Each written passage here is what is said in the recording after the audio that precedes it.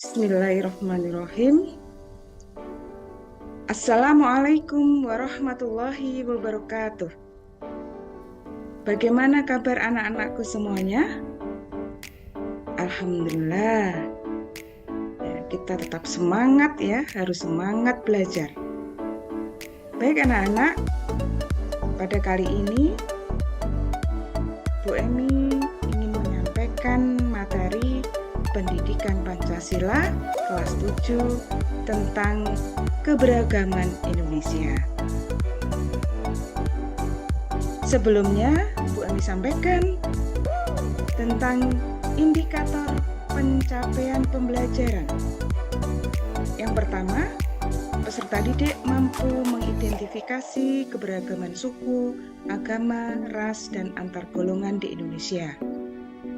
Yang kedua, peserta didik mampu menganalisis keberagaman suku, agama, ras, dan antar golongan di Indonesia. 3. Peserta didik mampu menghargai keberagaman suku, agama, ras, dan antar golongan di Indonesia. 4. Peserta didik mampu menunjukkan kontribusinya dalam menjaga nilai keberagaman bangsa Indonesia. Nah, anak-anak sekalian, apa faktor penyebab keberagaman? Di antaranya, yang pertama adalah letak strategis Indonesia. Jadi Indonesia itu letaknya di antara dua samudra, yaitu Samudra Pasifik dan Samudra Hindia. Juga di antara dua benua, benua Asia dan benua Australia. Ya, jadi letak Indonesia yang sangat strategis ini ya, merupakan berada dalam lalu lintas perdagangan dunia, maka ini juga menjadi faktor penyebab keberagaman. Kemudian yang kedua, perbedaan kondisi alam. Kondisi alam di Indonesia ya, ada yang berada di daerah pantai, ya, pegunungan, ya, dataran rendah, dataran tinggi, perkotaan, pedesaan. Ini juga bisa menyebabkan perbedaan mata pencaharian. Kemudian yang ketiga, karena kondisi negara kepulauan. Jadi Indonesia yang sangat luas ini terdiri dari banyak pulau dan merupakan negara kepulauan, dan setiap masyarakat di kepulauan itu mengembangkan budaya mereka masing-masing. Nah, ini juga menjadi faktor penyebab keberagaman. Kemudian yang keempat, keadaan transportasi dan komunikasi. Baik anak-anak, apa arti keberagaman? Ya, keberagaman artinya adalah suatu kondisi dalam masyarakat di mana terdapat perbedaan-perbedaan dalam berbagai bidang, terutama suku, bangsa, ras, agama, ideologi, dan budaya. Nah, tentang keberagaman suku bangsa. Jadi, sekelompok manusia yang memiliki kesatuan budaya dan terikat oleh kesamaan dan identitas tersebut. Ciri-ciri yang mendasar yang paling umum adanya keberagaman suku bangsa itu, misalnya di suatu daerah atau tempat memiliki keseniannya tersendiri, kesenian tersendiri ya. Kemudian bahasa tersendiri atau bahasa yang khas, adat istiadat yang khas, kemudian sistem kekerabatan. Nah, ini di Indonesia ya, sukunya sangat banyak. Ini berdasarkan sensus BPS pada tahun 2010. Ya, jadi di Indonesia ini sekitar memiliki 1.300 suku bangsa yang tersebar di seluruh provinsi. Tidak hanya mendiami di pulau-pulau besar, tapi bahkan di daerah-daerah terpencil yang jauh dari keramaian, mereka memiliki suku bangsa tersendiri ya. Beranggotakan ratusan orang ya. Nah, anak-anak sekalian, coba sekarang Bu Emi kasih tugas ya. Tuliskan suku bangsa yang ada di Indonesia. Buatlah tabel sejumlah pulau besar di Indonesia, kemudian tuliskan 5 suku bangsa yang ada di setiap provinsi di Indonesia. Nah, ini contohnya. Misalnya di Nangro Aceh Darussalam, suku bangsanya apa saja? Ya, minimal tulis 5 ya. Baik anak-anak. Selanjutnya tentang keberagaman agama.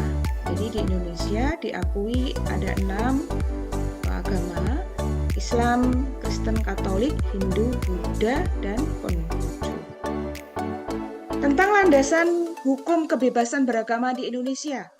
Di dalam Undang-Undang Dasar Negara Republik Indonesia tahun 1945, pasal 29 ayat 1 menyebutkan negara berdasar atas ketuhanan yang Maha Esa. Kemudian pasal 29 ayat 2, negara menjamin kemerdekaan tiap-tiap penduduk untuk memeluk agamanya masing-masing dan untuk beribadat menurut agamanya dan kepercayaannya itu. Nah, ini anak-anak ya yang menjadi landasan hukum kebebasan beragama di Indonesia. Tentang keberagaman ras di dunia. Ras adalah golongan bangsa yang berdasarkan ciri-ciri fisik dan garis keturunan. Keberagaman ras ditandai dengan adanya perbedaan ciri-ciri fisik seperti warna kulit, ya, kemudian bentuk rambut, warna rambut, bentuk muka, ukuran badan, ya, bentuk dan warna mata, serta ciri-ciri fisik lainnya. Tentang klasifikasi ras di dunia. Ada berapa ras di dunia? Yang pertama adalah ras Kaukasoid. Ya. Kemudian ras Negroid. Kemudian ras Asiatik Mongoloid. Ini berada di Asia Tengah dan Asia Timur. Ya. Kemudian ras Malayan Mongoloid. Ini mendiami wilayah Asia Tenggara, Kepulauan Indonesia, Malaysia, dan Filipina.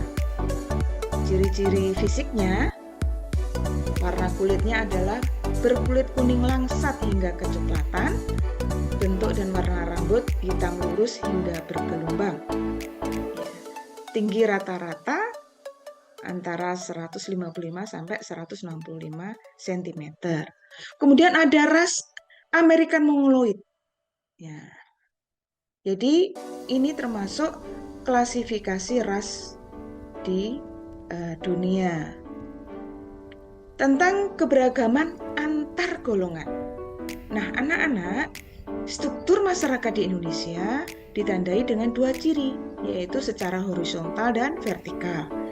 Tadi secara horizontal kita sudah bahas ya, yaitu dengan adanya perbedaan suku bangsa, agama, adat istiadat, dan kedaerahan, itu termasuk keberagaman secara horizontal. Kalau keberagaman secara vertikal, nah ini di mana di Indonesia itu ada lapisan atas, ya, kemudian menengah, dan lapisan bawah. Ya. Jadi ini merupakan keberagaman antar golongan. Ya. Nah, anak-anak sekalian, tentang bagaimana dampak positif dan negatif keberagaman. Dampak positifnya, yang pertama adalah terciptanya sikap saling menghormati. Bahwa keberagaman itu adalah kekayaan dan kekuatan Indonesia yang harus dijaga.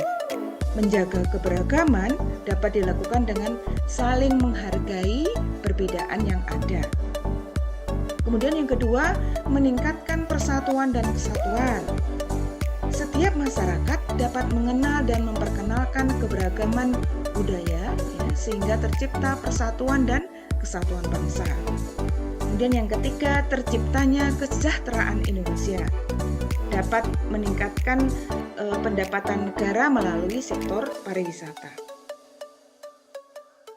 Dampak negatifnya keberagaman di Indonesia ini, yang pertama adalah timbulnya sikap sukuisme, di mana sikap sukuisme itu adalah suatu paham yang memandang bahwa suku bangsanya lebih baik dibandingkan dengan suku bangsa yang lain, atau rasa cinta yang berlebihan terhadap suku bangsa sendiri. Yang kedua, timbulnya sikap diskriminasi atau diskriminatif, di mana sikap diskriminatif ini adalah tindakan membeda-bedakan manusia dalam kehidupan bermasyarakat. Nah, ini dampak negatifnya ya. Kemudian yang ketiga, rawan terhadap perpecahan. Keberagaman masyarakat yang tidak disikapi bijaksana akan memupuk bibit konflik yang berujung perpecahan di dalam masyarakat. Jadi anak-anak sekalian, maka kita harus perhatikan ini ya, bahwa sebenarnya keberagaman yang ada di Indonesia itu jangan sampai menimbulkan perpecahan atau konflik, karena keberagaman di Indonesia itu adalah kekayaan dan kekuatan Indonesia yang harus dijaga. Oleh karenanya, kita juga bersyukur bahwa di Indonesia itu memiliki semboyan Bhinneka Tunggal Ika. Berbeda-beda, tetapi tetap satu jua. Walaupun kita memiliki banyak perbedaan, ya, perbedaan suku, perbedaan agama, ya, perbedaan ras, perbedaan antar golongan, tapi kita disatukan dengan satu negara, yaitu Negara Kesatuan Republik Indonesia. Jadi jangan sampai perbedaan itu, keberagaman itu menimbulkan perpecahan. Ya. Arti penting keberagaman. Nah, anak-anak sekalian, bahwa keberagaman itu merupakan kekayaan bangsa yang sangat berharga. Keberagaman bukan unsur perpecahan, justru menciptakan kesatuan bangsa. Maka kita perlu memahami semboyan Bhinneka Tunggal Ika. Keberagaman dapat dimanfaatkan sebagai sumber pengembangan ilmu pengetahuan serta kreativitas dan inovasi bangsa. Nah, demikian anak-anak pembelajaran kali ini tentang keberagaman di Indonesia. Terima kasih. Wassalamualaikum warahmatullahi wabarakatuh.